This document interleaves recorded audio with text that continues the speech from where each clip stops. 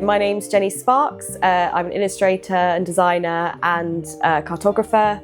I specialise in making maps of cities that aren't sort of your usual geographical map. They're kind of more cultural and have lots of detail and kind of humorous at times.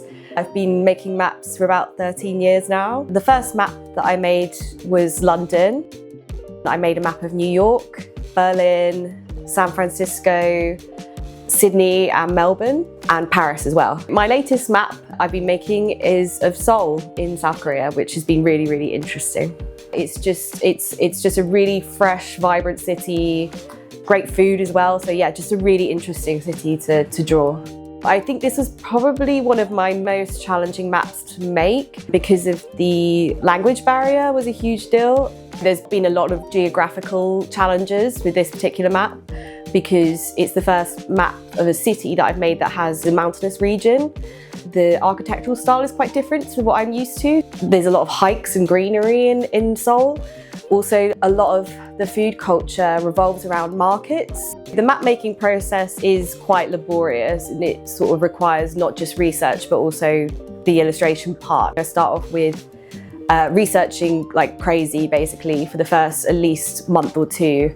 I then have to map out like the layout of a map, so it usually starts with greenery, mountains, rivers, then usually like there's a subway or a metro or a tube. Then that's when I start to map out like the main landmarks. Then I move on to cafes, restaurants that are locally very popular, or museums or art galleries, that kind of thing. And then there's just a lot of like refinement, and then finally there's like a really long process of drawing residential buildings and any other details. It's a really long process, but it's really enjoyable in a masochistic way.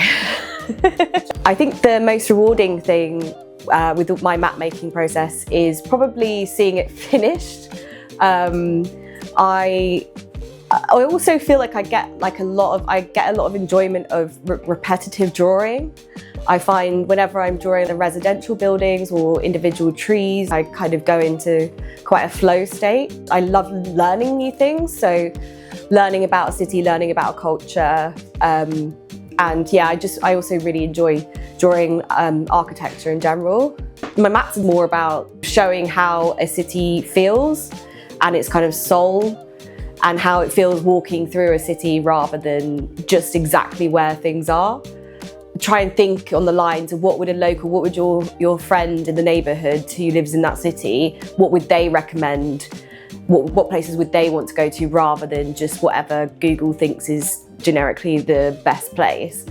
I just kind of want it to exude personality and for people to kind of be able to look at a certain area and sort of get the vibe of that place just from looking at it. The main thing that goes through my head whenever I'm making a map is that people just kind of look at it and think that overall like I've done a good job of representing their city. Then yeah, I'm happy. So you can purchase my new Seoul map from the crowdfunder.